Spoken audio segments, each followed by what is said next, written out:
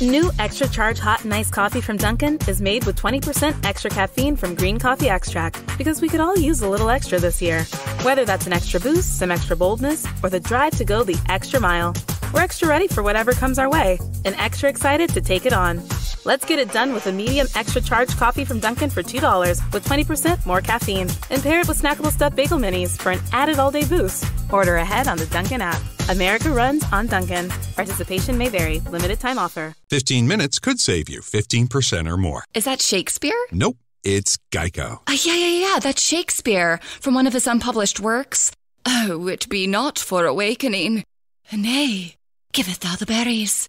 For 15 minutes could save you 15% or more.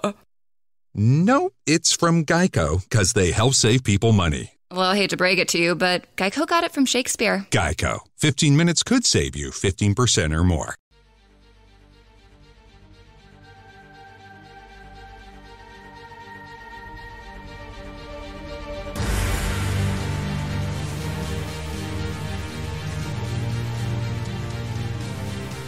Greetings, nerds. This is CNN Nerd. I'm your host, Sarah Belmont, and with me, as always, is our Mr. Producer, Will Polk. How are you doing tonight, Will? Doing very well, Sarah. How you doing this Monday evening? It's a Monday. Yeah, it's a Monday. Like I was joking with you before, I'm like, I just hope, and I'm double checking now that I hit the record button, because it's been that kind of day. It's been a day. We're kicking off February. I'm glad we all survived January. We did. And looking back, I kind of miss January for a change. But I'm also, February's a short month. Yeah, it is a short month. It's your birthday month too. So happy early birthday. Let's not get too out of control. Calm down. Take a chill. We got some headlines to talk about. Stuff that won't be happening in February, but will be happening potentially in March. Snyder Cut. The 4-hour saga. Yeah. It's one movie will be dropping on HBOMax on March 18th. Yeah, so I wonder, okay, so it's 4 hours. So basically, he's just going to roll them, and we're just going to go straight through. I'm sure there's probably some edits, because I would maybe trimmed 5 minutes, but it sounds like, we were going to have the full 4-hour event here. Are you going to do one sitting? Oh, hell no. There's no way. I'm going to break it up. I mean, unless you want to do something crazy, like we could do a 4-hour watch along, with folks. And then, we could all watch it. And I am looking forward to it, I actually have to say. It's a reward.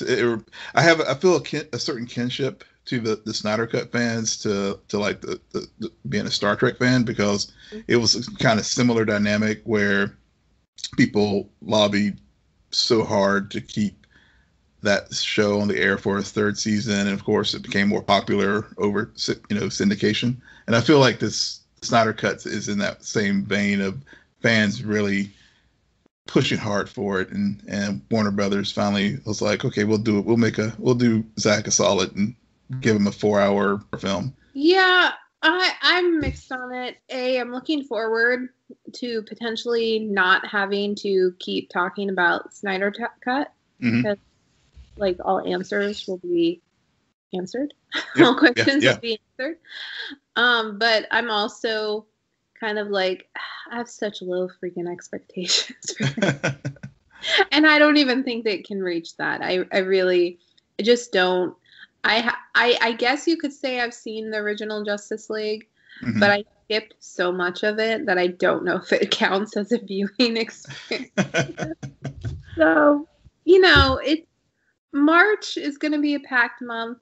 Yeah. We're easing through. Now we're heading into February. More things are going to come. So I like that we're getting more content at the end of the day. So Oh yeah. I was just thinking this weekend how we're gonna thinking about our scheduling of shows, because we're gonna have a full slate of everything from DC and Marvel, because we'll go from WandaVision into Falcon and Winter Soldier. So Yeah. So yeah, it'll be a fun challenge. Speaking about things coming to HBO Max, HBO Max is still planning on launching a Batman. Oh, wait. Now they're launching a Batman podcast titled Batman: The Audio Adventures. Yeah. A take on the Dark Knight that sees Jeffrey Wright lending his voice as the Cape Crusader. Yeah. So I saw this a few weeks ago. I think we'd even talked about it maybe late last year about some of the content that may be coming into Batverse when they were announcing the TV spinoff to Matt Reeves' The Batman. And so then I saw this today, and yeah, Jeffrey Wright is going to be lending his voice to it, and it's like a huge cast of people who are going to be a part of this show. They don't, for example, Chris Parnell, Seth Meyers, Brent Spiner, John Leguizamo, Alan Tudyk. I mean, and many, many more. And so, yeah, so they're doing this podcast that will be a comedic take on Batman. So it should be interesting. Just give us the Batman, okay? That's Yeah. all I want. Yeah. And also, let me see, any more DC news? Yeah, DC. So Titans, third season still to come, and the third Robin. We already knew that. We already know that Robin is coming back as Tim Drake. Yeah, but they cast the third Robin this past week, as well as some other additional news. Scarecrow is going to be in the third season, and he's going to be inmate in Arkham, but this time he's going to be offering his services as a profiler and consultant for the Gotham Police Department. When is the third season dropping? They're filming now. I want to say later this year. Okay. Yeah. All right. Yep. Moving on to Marvel, Ryan Coogler is creating a new series based on the Kingdom of Wakanda for Disney Plus. All right. Yeah. Yeah, that was another biggie. And yeah, so yeah, it's Kingdom of Wakanda, but also I think it's a 5-year deal that he's got with Disney Plus to create other content also. But the first one out of the gate with this deal is going to be a Black Panther spinoff. Yeah, but we don't. For some reason, when they say Kingdom of Wakanda, I think animated. But that may be wrong. Yeah. I don't know. And also, I mean, we were talking about it during our Black Panther review and spoiler session. Is that movie works because it wasn't just about Black Panther; it was about Wakanda. Mm-hmm. Yeah. And so launching like who needs a sidekick? You have your own country. Yeah. Well, apparently it's supposed to be a drama too. So, to your point, so yeah, I mean, it definitely lends itself to what we discussed during our spoiler cast about Black Panther. Did you look at the set photos for Thor: Love and Thunder? I did. And what did you think? Because I did not. What did I think? So there were several set photos, and so we had, of course, Chris's, Hemsworth and Pratt, standing beside one another. Chris Pratt, Star-Lord, has received a costume update, and so has Thor. Also, it's not Fat Thor. Looks like muscle-bound Thor is back, and the long hair Thor is back, and it looks like he is wearing his. It was the Thunderstrike costume. It was, I think, around the 80s. Someone posted on our socials that Thor looked like he was stepping out in an 80s rock band in the costume that he had on. But another thing with the set photos, there were a couple of goats who were in the shot as well, and folks who are familiar with the comic, I guess those two goats are basically carry Thor on. He has a chariot, and they're the drivers of that chariot. So So we'll see. I guess we'll be seeing a lot of Asgard in this particular film. We also got set photos of Nebula and her an updated costume, and also Sean Gunn. Who was it? Coogler? What was the character's name that took over for Yondu? I have no idea. Yeah, he's also. I'm blanking on it right now, but his character was also in the set photos, and of course, we saw Yondu's arrow, which of course, we saw his saw him practicing with that at the end of I want to say at the end of the last Guardians of the Galaxy film, if I recall. So So they were on the Daily Mirror UK, I think, was the folks who had published those set photos. And I mean, it's we are getting more MCU, even though it's going to be a bit before this film comes out, but they are filming down under, and it was just awesome to see those set photos. So I didn't look at the set photos. I didn't even realize any dropped, but that's fine. But I did happen to watch the latest WandaVision mid-season trailer on Disney Plus, and I don't have any complaints about it. I don't think it's giving away too much. I think it's really because this show is such high concept. Mm-hmm. We know it probably lost some viewers initially because of just how they had to do the setup during especially those first 2 episodes. Yeah. That I think it's trying to remind you, okay, this show is about to take a drastic turn and really delve into that Marvel universe that you know and love. So come back because we've only just begun. Yeah. I would agree with you there. I think it definitely has the visuals in the mid-season trailer do have more familiar beat for the Marvel cinematic universe. Definitely, people who may have bailed because you're right. It is definitely a very high concept, very slow burn, but I'm not going to complain about that piece. I think that you're right. I mean, I think that's just the way it was structured, and that's a separate issue, I think, than whether or not the show is good or not, whether or not it's, dropped all at once or if it's a slow burn pace. I think that's a whole different issue than whether or not it's good or not. So, but I think that the trailer definitely does. You're right. I don't think it gives away too much. That if you have been watching the show, you'll be you're probably already starting to put the pieces together anyway. So it's just sort of like, okay, let's see where this goes. Yeah. Speaking about seeing where it goes, we did get the latest installment. We interrupt this program episode. and to me, this episode, I think it's very humorous how the first time I'm actually engaged in watching WandaVision is the episode with the least amount of Wanda and Vision. and I was thinking about it, and I truly believe it's because it was so meta. With we are finally introduced to characters who have the same questions as we the viewers have. So their perspective on what was happening was almost comforting and kind of like, this isn't normal. Yeah. And there is life happening outside of this bubble. And so this is a mystery, and we see outside.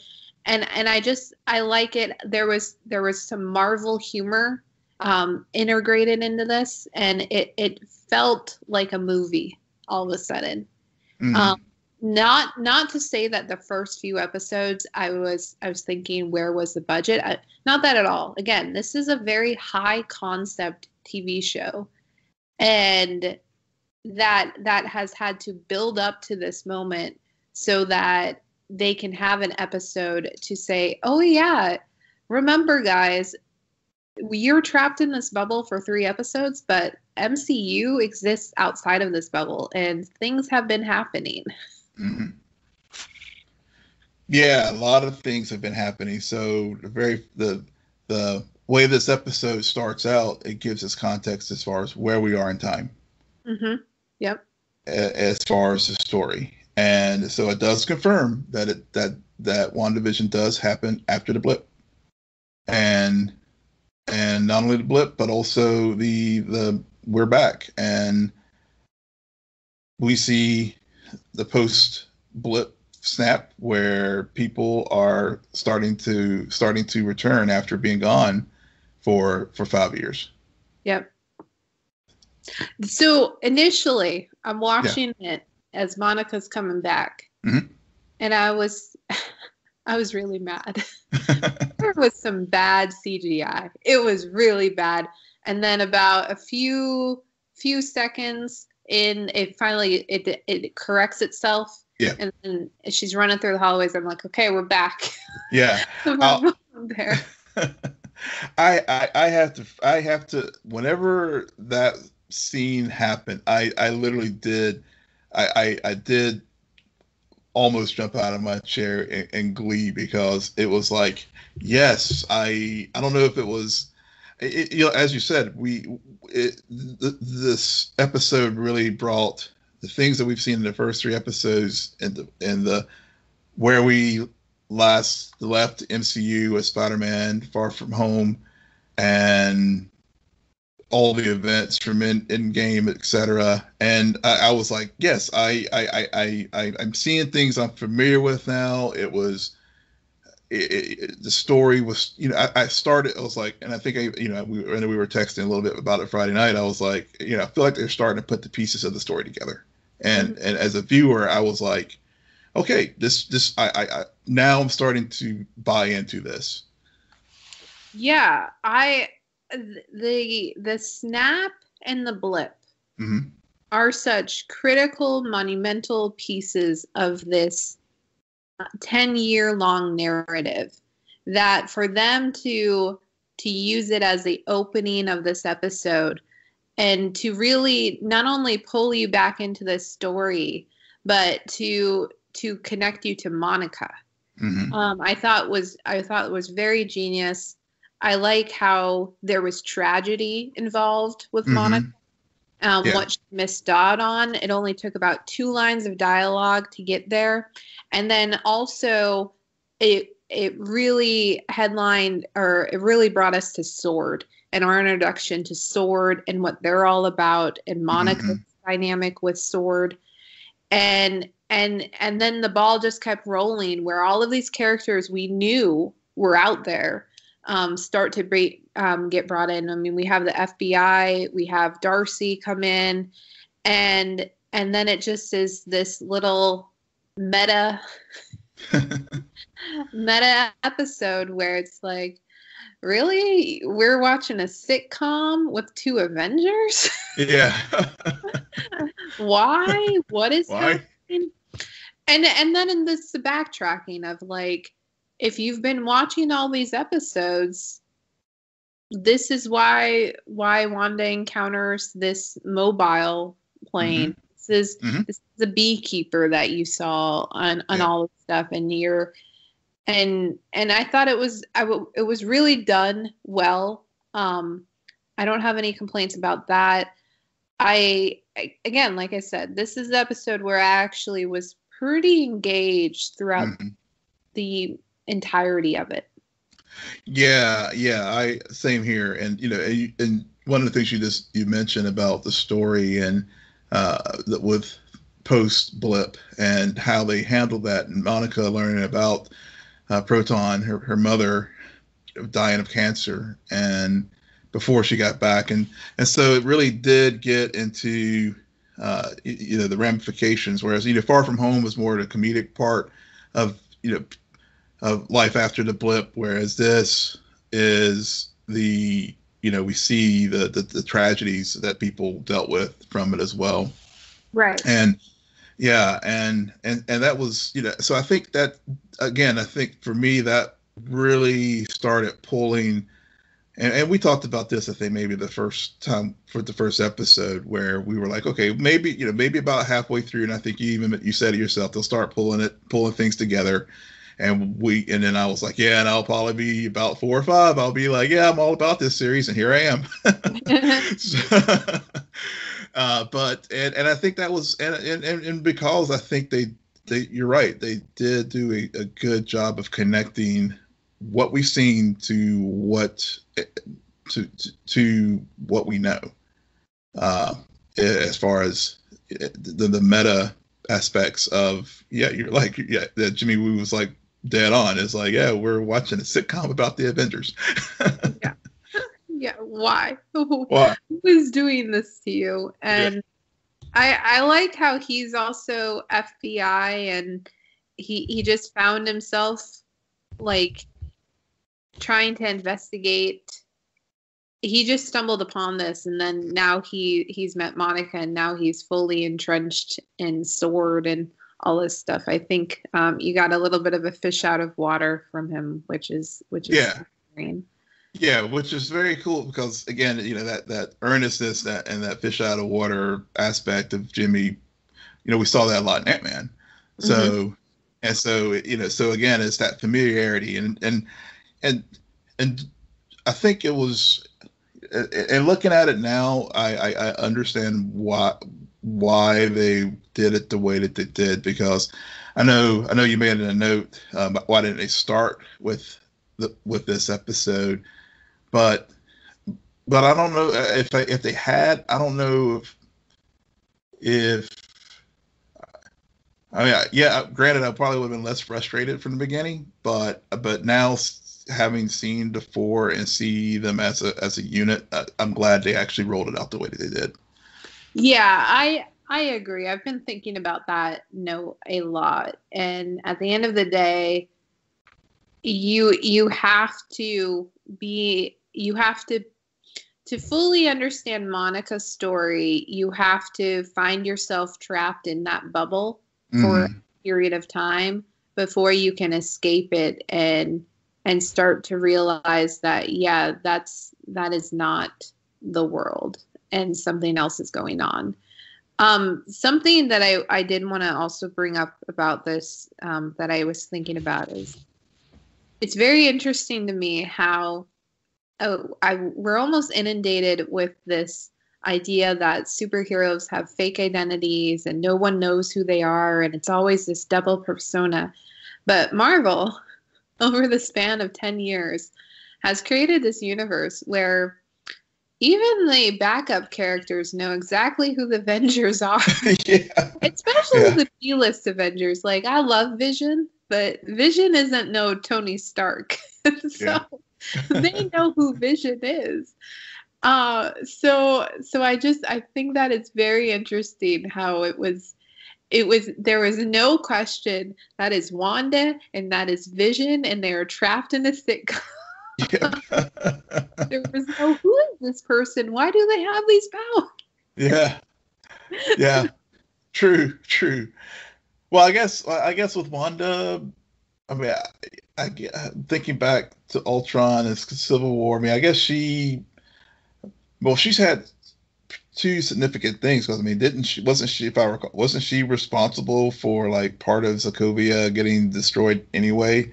And then of course we saw the incident in Civil War where they were in when they were in was it Uganda or somewhere, where she puts the House of Roll journeys far and wide to bring you exceptional quality kitchen and bath fixtures. We've discovered the world's best craftsmen and techniques. Using materials native to the region and tools accustomed to individual craftsmen, we strive for perfection every step of the way. With all of this, you'll see the details of your own story, the story of a life well crafted.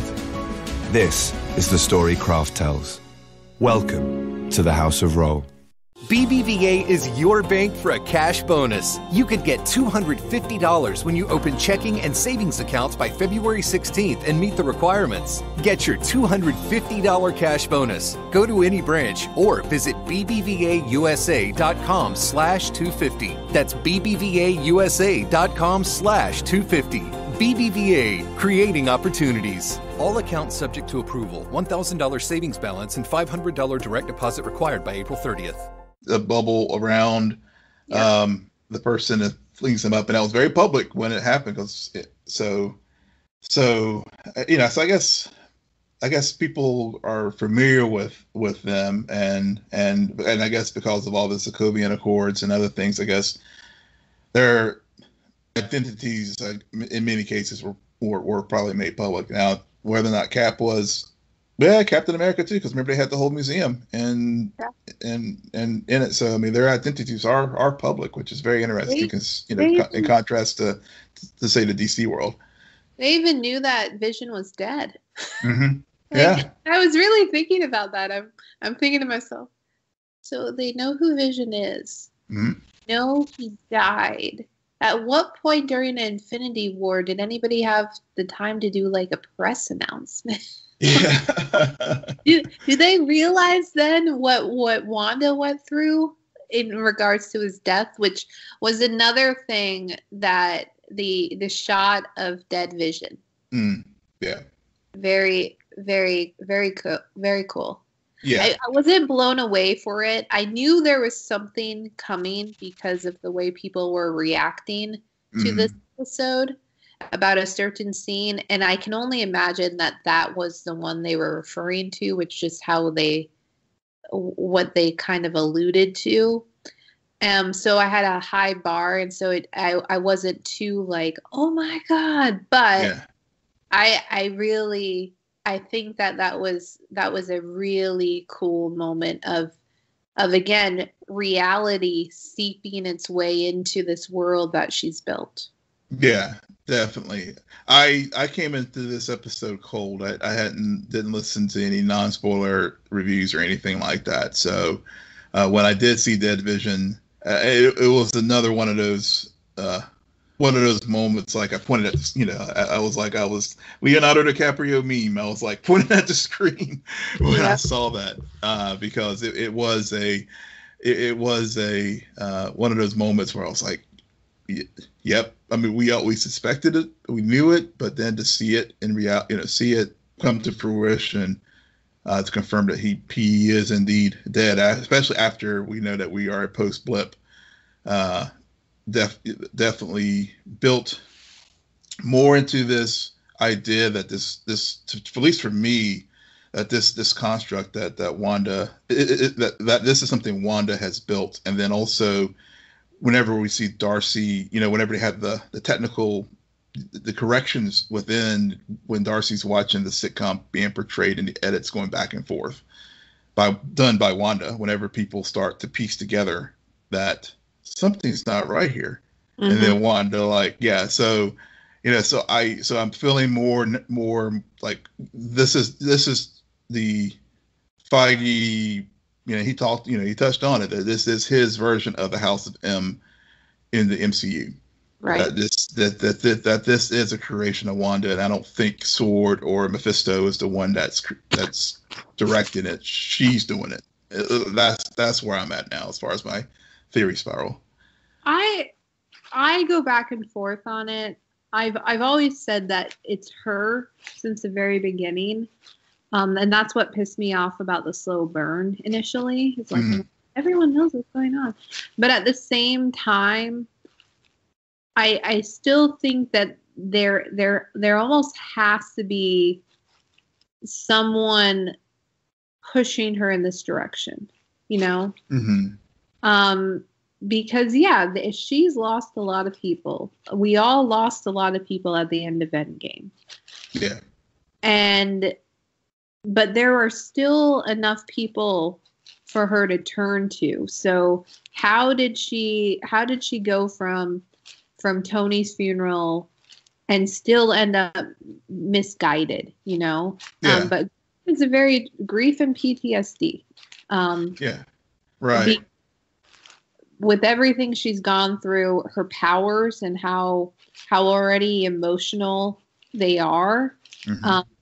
I think, and knowing Feige, it almost can never be, oh, they were just doing this on their own. No, there's somebody pulling at least one string in the background. Yeah, I could see that, and especially given that if this is indeed the case where this will end up creating a situation that blends itself into Doctor Strange and the Multiverse of Madness, that there'll be something. And of course, we still have the kids. I mean, because with the trailer, the mid-season trailer that we saw, we did see the scene of Vision walking in costume on Halloween with all the kids in around. So so we still have the kids out there as far as the two, Billy and Speedy and Wiccan, that still could be younger. We still may have that tie-in. We still have other. We did see Vision breaking through the wall, and there's been some speculation that when he breaks through the wall, that may be the thing that completely brings this house that Wanda has created down and unleashes her villainous run that leads to Doctor Strange. So I mean, there's definitely some things that could go that are at play that so I do agree with you that there is something out there that's pulling the strings that will influence how things will unfold for Wanda. Well, I think that on that note, we should talk about Batwoman because we got a lot of strings. I didn't know how to do it. I mean, we are talking about bad guys, and Batwoman's episode this week. Jeez. Batman overlord. I think a horrible drinking game to play would be to watch this episode and to take a shot anytime Sophia is mentioned. Yeah. Sophia or Zaz. Yeah, it was pretty ridiculous how many times I heard that name throughout this episode. What are your thoughts on the latest Batwoman? I really enjoyed this episode. I thought that it was it really did to me, having Victor and his very confident self in who he is, and he knows who he is, but juxtaposed with Ryan still finding herself, and especially the scene where they're together. The first time she encounters him in the hotel suite, in Kate's version of the suit, really, it really set up a good dynamic for her coming into her own and coming more comfortable with becoming Batwoman.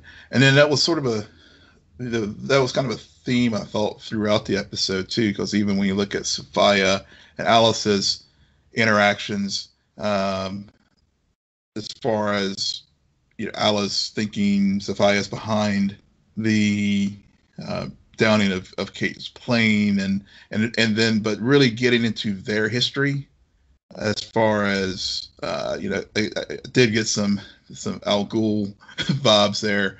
Watching that story unfold was also good. And of course, I continue each week. I continue to grow. I really love the relationship that, as you set up with Mary, how they're really allowing this character to grow, and also Luke and Ryan as they coalesce together as a team. So. I felt that this was a very solid episode. Was it? Oh, I thought you were going to continue. No, I'm done. Yeah. You went through the entire episode, and I'm like, okay. No. It's just some of the highlights. Sorry, I still got some more. No, I'm so on this episode. I prefer last week's episode a whole lot more than this week, just because it felt very much a Sophia setup. Also, Black Mask was in the background, which the way they threaded Black Mask throughout this episode, I thought was really clever, because we knew that character was going to appear at some point this season. And although this was a very Sophia focused, almost to a detriment, in my opinion, I still noticed how they were slowly weaving the thread of Black Mask as well.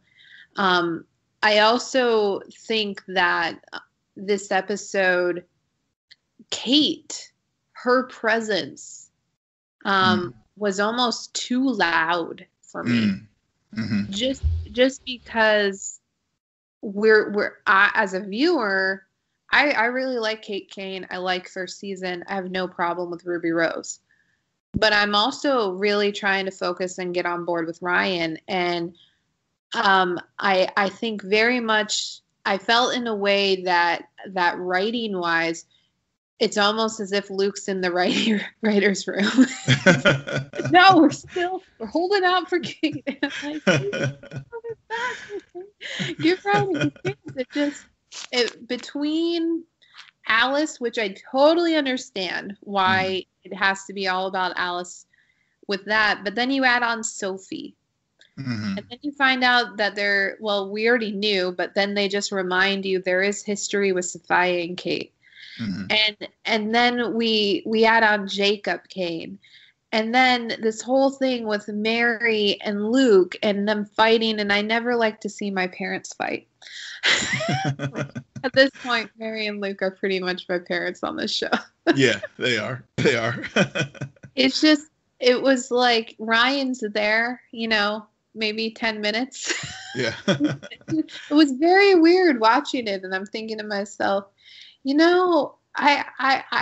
I understand why we're moving forward with this, but it still doesn't feel as if Ryan's really the focus of the show. It's still all about Kate. Yeah. That was one of my. I'm glad you brought that up, because I had some.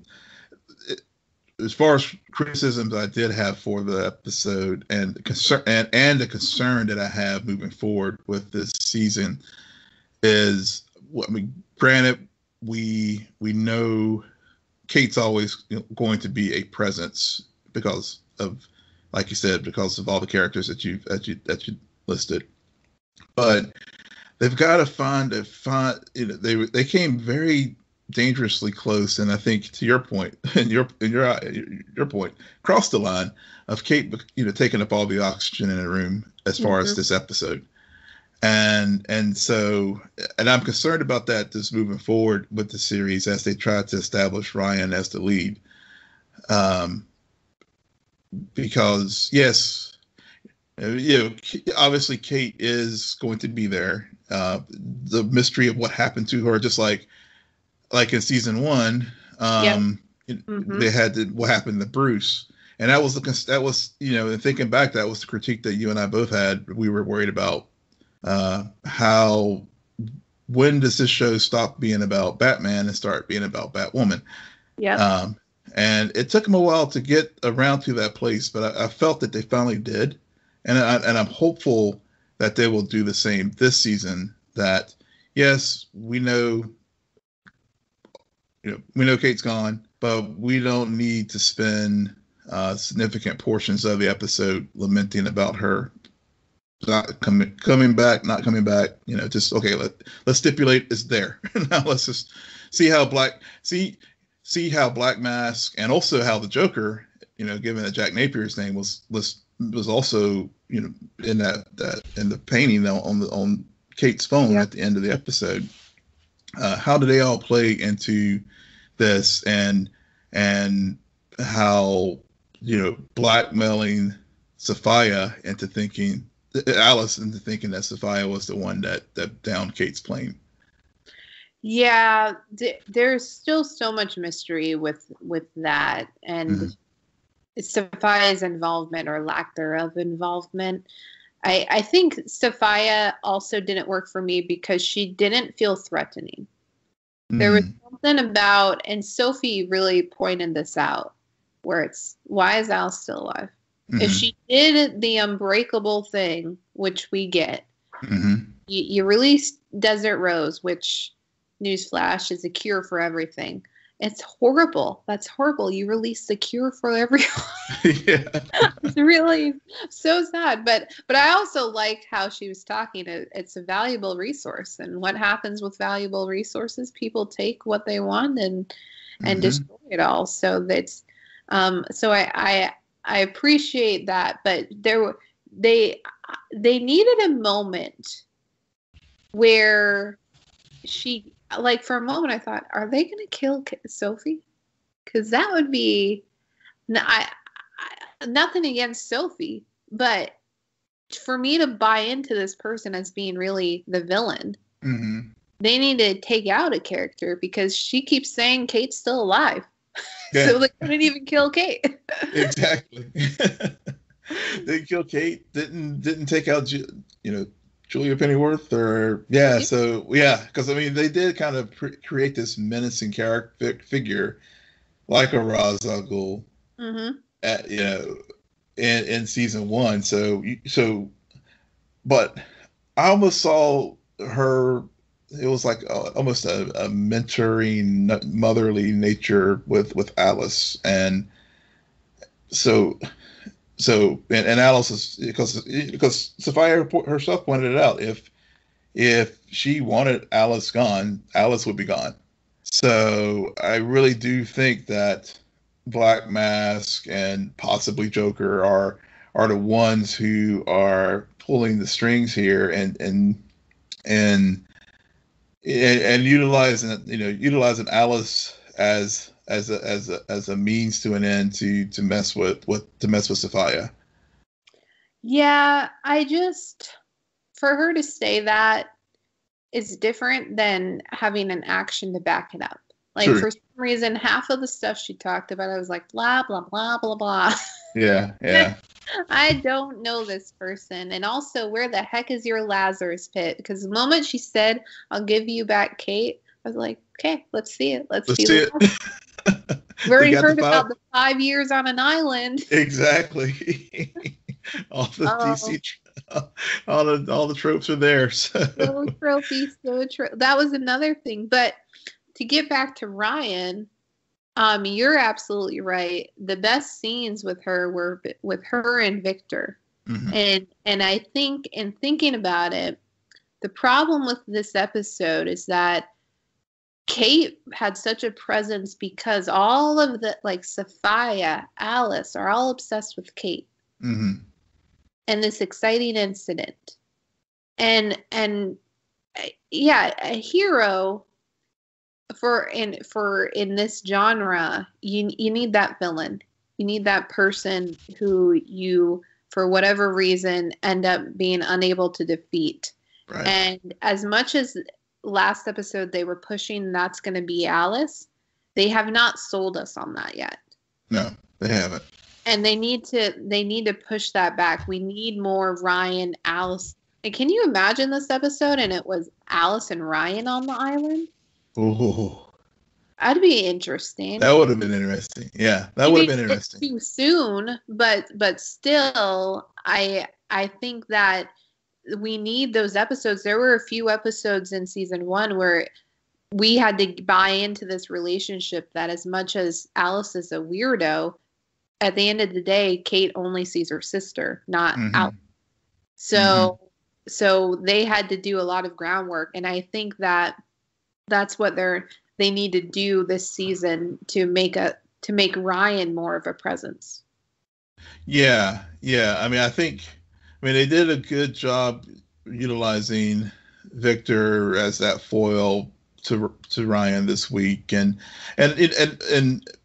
also showing how Ryan can use her street smarts to be an effective Batwoman. Because one of the other scenes that really stood out to me was whenever she was talking to Luke and Mary about, I know how they think, how, I run in the same circles.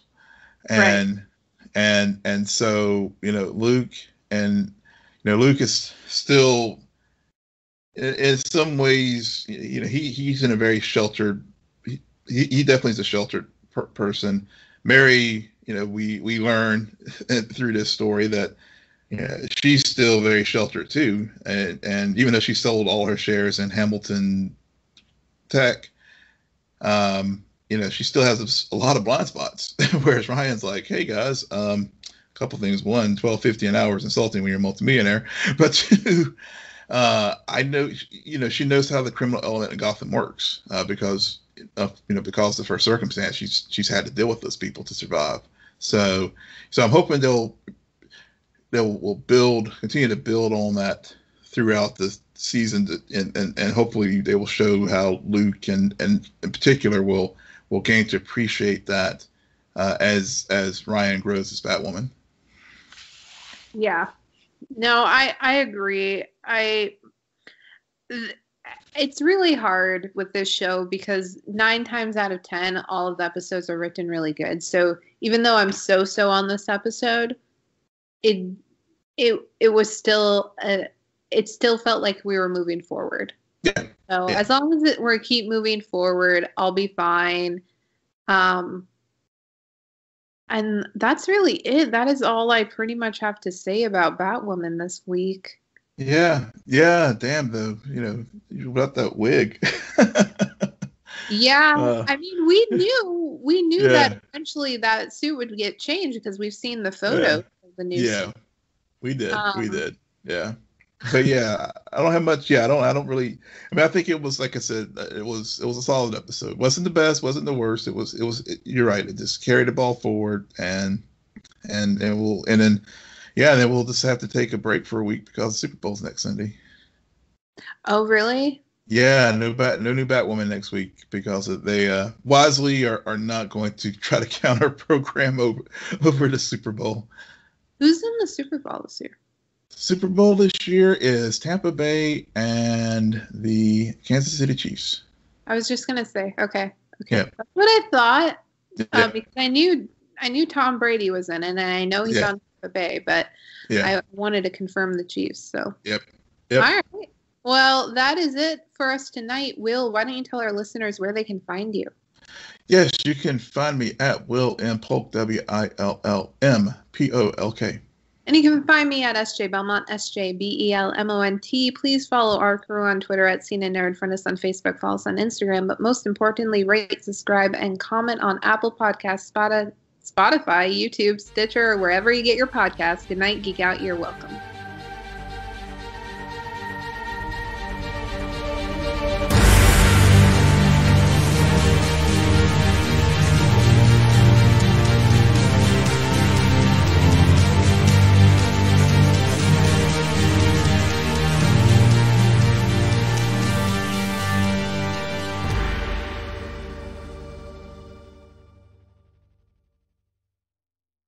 BBVA is your bank for a cash bonus. You could get $250 when you open checking and savings accounts by February 16th and meet the requirements. Get your $250 cash bonus. Go to any branch or visit bbvausa.com/250. That's bbvausa.com/250. BBVA, creating opportunities. All accounts subject to approval. $1,000 savings balance and $500 direct deposit required by April 30th.